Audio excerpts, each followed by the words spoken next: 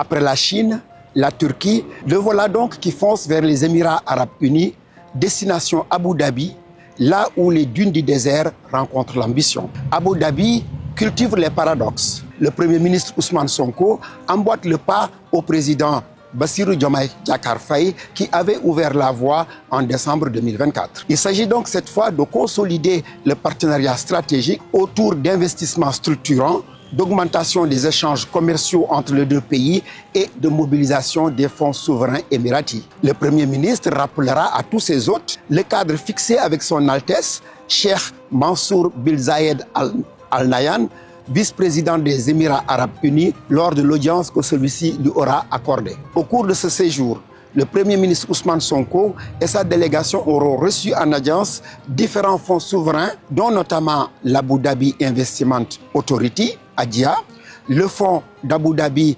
d'investissement pour le développement et l'ADQ, dont les principales missions sont la diversification économique et le développement stratégique. Il s'agit en effet pour ces différents instruments d'investir dans des secteurs qui intéressent notre secteur privé national, comme la technologie, l'agriculture, les infrastructures, l'immobilier, l'hôtellerie, etc. Saïf Al-Soueidi, patron du fonds Abu Dhabi Investment pour le développement, rappellera la relation lointaine qu'il y a entre le Sénégal et Abu Dhabi. Il expliquera en substance que cette visite du président Ousmane Sonko ne pouvait mieux tomber car il est de leur rôle de trouver de nouveaux marchés extérieurs pour les entreprises émiraties. À eux tous, le président Ousmane Sonko dira espérer que sa visite créera le déclic et transformera une solide relation diplomatique en investissement massif au Sénégal avec le secteur privé national dans des domaines inscrits dans le plan national Sénégal 2050. Il citera notamment l'agriculture, l'énergie,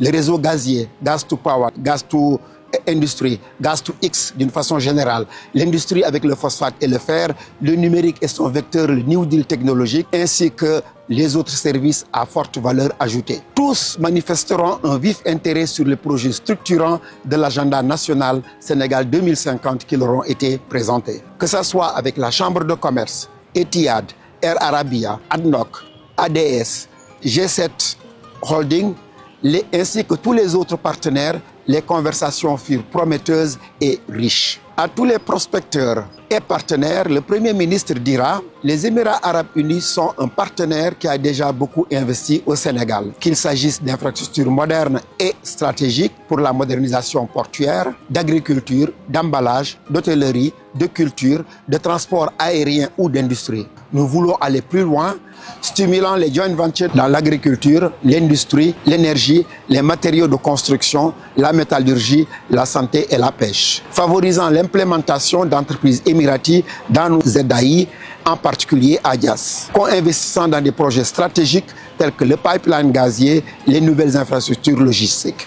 Le Premier ministre leur dira qu'il leur donne rendez-vous à Dakar en octobre 2025 pour faire du Sénégal une terre d'expansion et de prospérité pour les énergies émiraties et pour sceller ensemble un avenir de co-développement et de croissance partagée. Le Premier ministre et sa délégation se sont ensuite rendus à Dubaï d'une part pour visiter les installations du DP World et d'autre part procéder à la signature d'accords entre le port de Dakar et DP World. La soirée s'est clôturée comme d'usage avec la rencontre avec la communauté sénégalaise établie aux Émirats arabes unis. Comme toujours, la ferveur et la fraternité furent présents au rendez-vous entre le Premier ministre et les Sénégalais de la diaspora.